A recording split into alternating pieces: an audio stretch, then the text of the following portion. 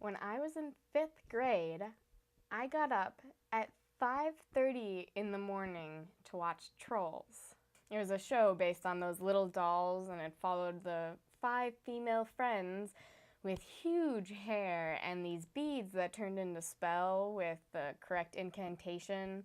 It was a quality show, and if you don't believe me, I reenacted what I remembered from it. My star-shaped hair is killing it today.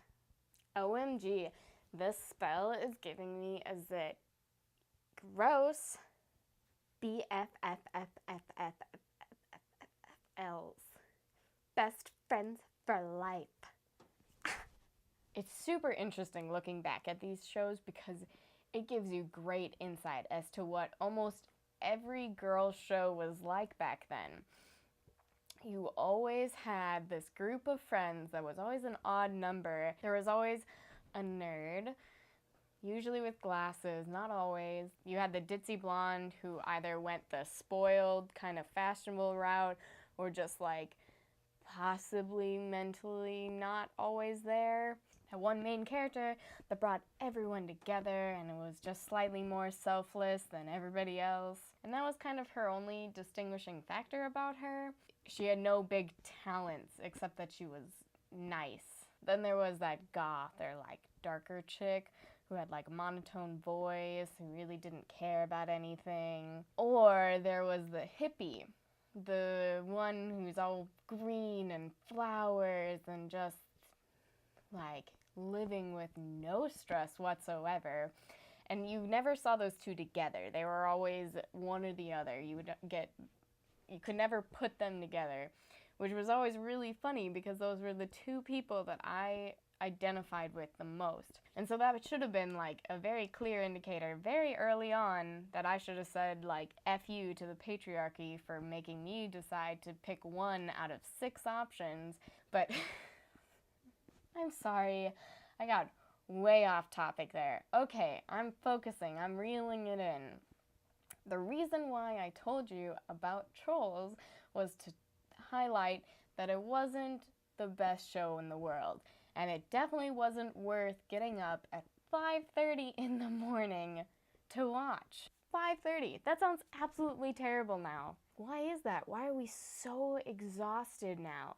What is it about being older, not even being an adult? Like I remember even like junior high, I started to feel just so tired and just not excited about waking up ever. Is it because we don't sleep as much, or there's too much caffeine in our system, or there's all these screens and that messes up our sleep, or our REM cycle keeps getting disrupted because of the alarm clock? Like, what is it? Is it because when we were kids, we were just physically tired? Now we are mentally, emotionally, socially, physically tired, and that all adds up to just this feeling of exhaustion. When you were a kid, you just went to bed. I mean, yeah, you thought about things were important. You know, you were up a little bit to be like, contemplate life, contemplate what I'm gonna eat tomorrow. Like, there was definitely stuff, but it's just not nearly as much as now.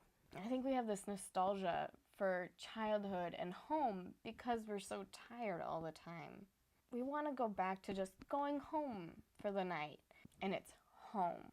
It's not your friend's house that kind of smells off, and the couch is really uncomfortable, and the pillow is really scratchy, and that blanket just doesn't keep you warm between 2 and 5 a.m., and your feet are cold. No, this is home, because you can just stuff your face into that pillow. You can fall into the crevice of the cushions of your couch and you can just fall asleep. We want to go back to when we could say whatever we wanted and not have to worry about being too self-centered or taking up too much space. And now my shoulder starts to tense up. We want to go back to when our head is on the pillow and you're staring up at the ceiling and you're wondering what those 3 dots could be, imagining the endless possibilities. Not about that call you had with your sister earlier that day about how Her son likes pink, so he's obviously flamboyantly gay. You wanted to say that if he is gay, that's awesome, you should be proud. And really, pink has nothing to do with his sexuality or his gender, and those two are completely separate, and you can fuck your gender roles because I don't care about them. I will love my nephew as much as I possibly can, regardless of anything that society tells him. And now my stomach hurts.